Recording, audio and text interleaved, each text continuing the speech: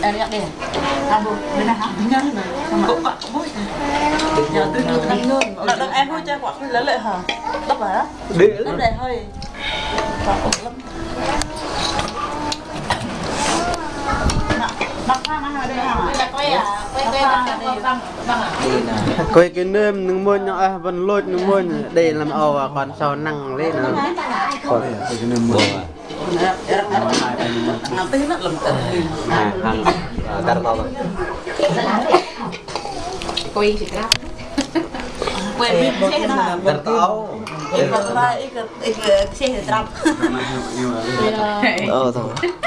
Bên nó quay. Nah, Dan deket quay.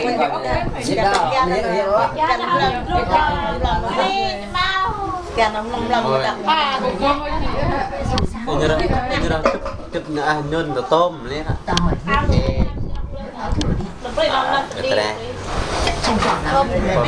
Trai tao hay trai tao à? Terus ini kerja lang. Bang bukan dah.